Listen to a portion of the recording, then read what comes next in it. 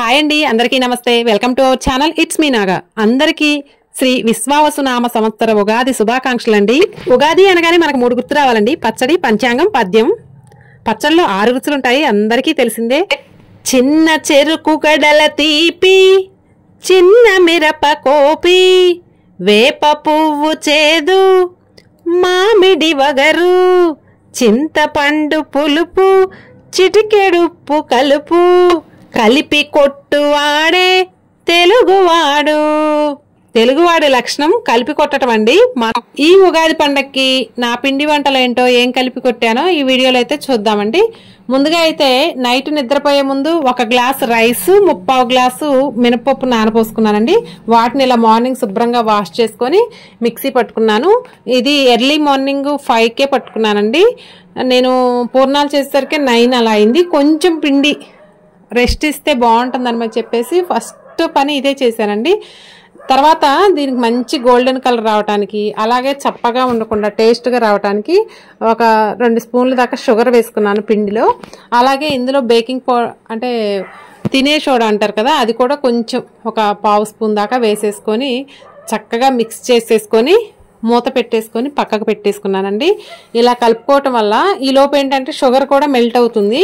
తర్వాత మనం పూర్ణాలు చేసేటప్పుడు మళ్ళీ ఒక్కసారి కలిపేసుకుంటే పూతపిండి అనేది పర్ఫెక్ట్గా ఉంటుందండి. చక్కగా విరగకుండా మంచి కలర్ అండ్ స్ట్రక్చర్తో చాలా బాగా వస్తాయి. ఇది ఇలా మూత పెట్టేసుకొని పక్కన పెట్టేసుకోండి. తర్వాత పూర్ణాల స్టఫింగ్ కోసం నేను 1 కప్పు దాకా పచ్చిపప్పు తీసుకున్నానండి. వీటిని శుభ్రంగా కడుక్కొని మినిమం 1 గంట దాకా నానపెడితేనే పప్పు చాలా బాగుంటుందండి. అలాగే ఆ మిక్సీ పట్టుకున్న తర్వాత నెక్స్ట్ నేను చేసిన పని ఈ పూర్ణాల పప్పు శుభ్రంగా కడిగేసుకొని నానపెట్టుకున్నాను. 1 గంట నానిన తర్వాత 4 విజిల్స్ వచ్చిందాకా విజిల్స్ రాణించుకున్నానండి. అసలు వాస్తవానికైతే 3 విజిల్సే సరిపోతుంది. నేనైతే పనిలో పడి 4 విజిల్స్ లాగా వచ్చాయండి. బాగా మంచిగా కుక్ అయ్యాయి. అసలైతే 3 విజిల్స్ వచ్చిన తర్వాత వీటిని ఒకసారి మిక్సీ పట్టేసుకొని కళాయిలో పోసుకుంటారు. నాకు 4 విజిల్స్ వచ్చాయి కాబట్టి ఇంకా మిక్సీ అయితే పట్టే పని లేదు. అలా నేను కళాయిలో డైరెక్ట్గా పోసేసుకొని స్పూన్తో అంటేనే చక్కగా మెదిగిపోయింది అనమాట. తర్వాత ఇందులోకి మనం ఏ కప్పుతో అయితే పచ్చిపప్పు తీసుకుందామో అదే కప్పుతో 1 కప్పు దాకా బెల్లం తీసుకోవాలి. సేమ్ ఈక్వల్గా తీసుకోండి, చాలా బాగుంటుంది. ఇంతకుముందు తెలియక వెనకటి వాళ్ళు ఏం చేసేవాళ్ళంటే శుభ్రంగా బుట్టకేసి నలగకుండా తర్వాత రోట్లోనే బెల్లం వేసి దంచేసి చేసేవాళ్ళు. కొంచెం జావైనా కానీ అవి పగిలిపోయి ఆయిల్ మొత్తం ఖరాబ్ కావటం చాలా ఇదైపోయాయి. కానీ పర్ఫెక్ట్గా కుదిరిన వాళ్ళకైతే టేస్ట్ చాలా బాగుండాయి. కొత్తగా ఎవరైనా చేయాలనుకుంటే మాత్రం ఆ ప్రాసెస్లో చేయాలంటే అస్సలు రావండి ఇప్పుడు చేసే వాళ్ళకి. కాబట్టి ఇలా కళాయిలో బెల్లం, ఈ పచ్చిపప్పు తురుము ఇలా వేసుకొని కొంచెం దగ్గర పడ్డ తర్వాత మనం బాల్స్ చేసుకుంటే పర్ఫెక్ట్గా కొత్తగా చేసే వాళ్ళకి కూడా ఒక్కటి కూడా పగలకుండా చాలా బాగా వస్తాయండి. నాకైతే ఒక్కటి కూడా డ్యామేజ్ అవ్వలేదు. చాలా అంటే చాలా బాగా వచ్చాయి పూర్ణాలు. ఇలా మనం కొంచెం దగ్గర పడ్డదాకా కొంచెం టైం పడుతుంది. ఎప్పుడు మనం కొంచెం వాటర్గా ఉంటే టైం పట్టుతుంది, లేదు కొంచెం అంటే 3 విజిల్స్కి తీసేసుకుంటే తొందరగా అవుతుంది. నాది 4 విజిల్స్ అయిపోయింది కదా, కొంచెం లేట్ పట్టింది. నెక్స్ట్ ఇలా కొంచెం దగ్గర పడి కళాయికి సపరేట్ అవుతున్న టైంలో ఇలా ప్లేట్లో తీసుకొని కొంచెం చల్లారిన తర్వాత బాల్స్ చేసుకోవాలి. నాకైతే మా చిన్న బాబు హెల్ప్ చేశాడు, బాల్స్ చేస్తున్నాడు. పూజకి టైం అవుతుంది, మళ్ళీ టిఫిన్కి పిల్లలు కూడా టిఫిన్స్కి అత్తయ్య గారు మామయ్య గారు వీళ్ళందరూ వెయిట్ చేస్తూ ఉంటారని చెప్పేసి పిల్లలు కొంచెం హెల్ప్ చేశారు. చిన్నబాబు బాల్స్ చేశాడు. చూసారు కదా, ఒక్కటి కూడా డ్యామేజ్ అవ్వకుండా చాలా పర్ఫెక్ట్గా వచ్చాయి. నేను ఇక్కడ టిష్యూ పేపర్లో తీసుకుంటున్నాను. ఆయిల్ కొంచెం ఉన్నా కానీ పోతుందని చెప్పేసి టిష్యూ పేపర్లో అయితే తీసుకుంటున్నాను. చాలా పర్ఫెక్ట్గా వచ్చాయండి. చూస్తున్నారు కదా, ఒక్కటి కూడా డ్యామేజ్ అవ్వలేదు. అసలు కలర్ కూడా చాలా బాగా వచ్చాయి. నెక్స్ట్ వచ్చేసి బొబ్బర్ల పప్పు పోసుకున్నానండి నేను నైటు. యాక్చువల్గా పెసరపప్పు పోసుకోవాలి, మేము అంత ముందే పెసరట్లకు పోసుకున్నాం. ఇంకా డైలీ పెసర అవుతున్నాయని చెప్పేసి బొబ్బర్ల పప్పు తీసుకున్నాం. ఇవి కూడా కుదరాలి కానీ చాలా బాగుంటాయండి. తర్వాత వచ్చేసి నేనైతే రోట్లోనే రుబ్బేస్తాను ఏ పిండి అయినా. వచ్చేసి ఈసారి నేను రుబ్బుతుంటే మా పెద్ద బాబు వచ్చి నేను రుబ్బుతా ఇవ్వమా, నేను పెద్దోడిని అయిపోయా, నేను హెల్ప్ చేస్తాను అనుకుంటే వచ్చాడు. వద్దులే అమ్మా, నీకు ఈ పిడి ఊడుతుంటుంది, నీకు అర్థం కాదులేమ్మా అంటే, పర్లేదు నువ్వు ఎగదోయి నేను రుబ్బుతానని చెప్పేసి రుబ్బాడండి. నాకు భలే హ్యాపీగా అనిపించింది పిల్లలు ఇలా హెల్ప్ చేస్తుంటే. పెద్దోళ్ళు అయ్యారనిపించింది. 5 మినిట్స్లో రుబ్బవతలు పడేశాడండి మా పెద్దోడు వచ్చేసి. ఇలా రుబ్బిన తర్వాత ఫైనల్గా కరివేపాకు, జీలకర్ర, ఉల్లిపాయలు, పచ్చిమిర్చి, అల్లం ముక్కలు అన్నీ వేసేసుకొని మళ్ళీ ఒకసారి రుబ్బేసి తోడేసుకున్నానండి. పిండి అయితే భలే చక్కగా జావ కాకుండా నేను ముందుగానే ఆరపెట్టాను కదా, పర్ఫెక్ట్గా వచ్చింది. ఇలా ఉంటేనే ఈ బొబ్బర్ల గారెలు అనేవి పైన క్రిప్సీగా లోపల సాఫ్ట్గా చాలా బాగుంటాయి. చాలా బాగా వచ్చాయండి. పూర్ణాలైనా కానీ గారెలకైనా కానీ చాలా బాగున్నాయి. మా వాళ్ళకి ఇలాంటి ఇష్టం. కొన్నిటికి హోల్స్ పెట్టి వెడల్పుగా చేస్తారు కదా, కొన్ని అంటే పెసరగారెలు కానీ మినపగారెలు కానీ అలా అయితే బాగుంటాయి. ఇవి అయితే ఇలానే బాగుంటాయి. నెక్స్ట్ వచ్చేసి నేను పాలు పొంగల్ చేసుకున్నానండి. కొత్త సంవత్సరం కదా, అసలు మనం న్యూ ఇయర్ చేసుకోవాల్సింది ఇప్పుడేనండి. సో నేను ఇక్కడ దేవుడికి పాలు కూడా పొంగల్ చేసుకున్నాను. ఇది కూడా చక్కగా విరగకుండా చాలా బాగా వచ్చాయి. దీంట్లో కూడా నేను డ్రై ఫ్రూట్స్ వేయించుకొని పోసుకుంటానమాట.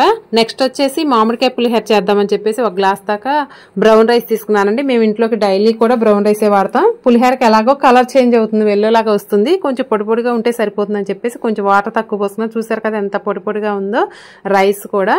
నెక్స్ట్ వచ్చేసి దీన్ని ఒక బౌల్లో కుమ్మరించుకున్నాను. మీకు రైస్ కూడా ఎలా ఉందో మళ్ళీ ఒకసారి చూపిస్తాను. అసలు ముద్దలుగా ఉండలుగా ఏమి ఉండదండి. మరీ మీరు వైట్ రైస్ వాడితే ఫ్యూచర్లో డయాబెటీస్, షుగర్ వచ్చే అవకాశం ఉంది. కాబట్టి కొంచెం ఒక పట్టు తక్కువ వైట్ రైస్ కాకుండా బ్రౌన్ రైస్ వాడుకోవటానికి ట్రై చేయండి. చూస్తున్నారు కదా, నేను ఫెస్టివల్ రోజు కూడా బ్రౌన్ రైసే వాడి హెల్దీగా చేశాను. నెక్స్ట్ వచ్చేసి మామిడికాయ చిక్కు తీసేసుకొని తురిమేసుకున్నాను. ఇది మామిడికాయ కూడా చాలా బాగా పులుపు ఉందండి. పులుపు లేకపోతే మనం 2 కాయల దాకా తురిమేసుకోవచ్చు. ఫస్ట్ 1 కాయ తురిమేసుకొని చూసుకున్నాను. చూస్తే రైస్కి కలుపుతుంటే అర్థం ఉంది. తర్వాత ఇంకొక కాయ కూడా పట్టేలా ఉందని 2 కాయలు తురిమేసుకొని కలుపుకున్నాను అనమాట. ఇది చాలా సింపుల్ అండి మామిడికాయ ఇది. నెక్స్ట్ సరిపడా సాల్ట్ వేసుకొని బాగా కలిపేసుకొని పోపు పెట్టేసుకోవటమే. ఎక్కువగా ఎప్పుడు లెమన్ రైస్లు, చింతపండు పులిహోరలు, రేపు 1 వీక్ తర్వాత శ్రీరామనవమి వస్తుంది కదా, అందరూ చింతపండు పులిహోర కన్ఫామ్ గా చేసుకుంటారు. కానీ ఉగాది రోజు స్పెషల్ గా ఇలా మామిడికాయ టేస్ట్ తో చాలా బాగుంది పులిహోర అయితే. పిల్లలు చాలా ఇష్టంగా తిన్నారండి. పెద్ద బాబు కూడా హాస్టల్ నుంచి వచ్చాడు. సో పిల్లలు 2 ఉన్నారని చెప్పేసి చేశానండి. చాలా అంటే చాలా పర్ఫెక్ట్ గా వచ్చింది. ఇవి దేవుడికి పెట్టాయి కదా, మనం కొంచెం కూడా టేస్ట్ చూడద్ది కాదు. నాకు నార్మల్ గా టేస్ట్ చూసి వండిన దానికన్నా కూడా ఫెస్టివల్ రోజు ఏది టేస్ట్ చూడకుండా వండిందే చాలా పర్ఫెక్ట్ గా కుదురుతుంది. ఎందుకో అర్థం కాదు. నెక్స్ట్ వచ్చేసి నేను ఇక్కడ రైస్ లో వేయకుండా పసుపు అనేది పోపులో వేస్తున్నాను. ఆయిల్ తో పాటు చాలా బాగా కలుస్తుంది అనమాట. మనం రైస్లో వేస్తే ఊరికే కలపాల్సి వస్తుంది, రైస్ అంతా కూడా విరిగిపోతూ ఉంటుంది. ఇలా పోపులో వేసుకుంటే చక్కగా కలుస్తుంది అనమాట. ఆయిల్తో పాటు రైస్ అనేది చక్కగా కలుస్తుంది అనమాట. ఇప్పుడు నేను ఆయిల్లో వేసా కాబట్టి కొంచెం రైస్ కూడా కళాయిలో అలా వేసుకొని తిప్పేసుకున్నాను. చాలా పర్ఫెక్ట్గా వచ్చేసిందండి. పోపు కూడా అన్ని పల్లీలు, ఎండుమిర్చి, పచ్చిమిర్చి అన్నీ కూడా వేసేసాను. చాలా బాగా వచ్చింది. పిల్లలు కూడా తిన్న తర్వాత చాలా బాగుందమ్మా అని చెప్పారు.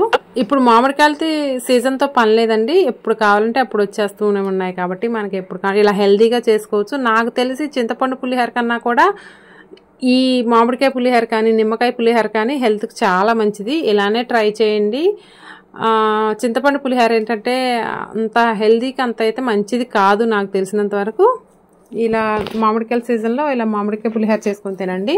ఇంకా నెక్స్ట్ ఉగాది పచ్చడి కూడా చేసేసుకొని దేవుడి దగ్గర పెట్టుకున్నాను. ఉగాది పచ్చడికి అంతా మా పిల్లలే హెల్ప్ చేశారండి. వేపపూత తేవటం కానీ అవి దూసి మంచిగా క్లీన్ చేయడం కానీ పిల్లలు ఇలా మామిడికాయ పచ్చడి, పులిహోర, పరవన్నం, గారెలు, పూర్ణాలు అయితే ఇలా చేసేసుకొని దేవుడి దగ్గర పెట్టుకున్నానండి.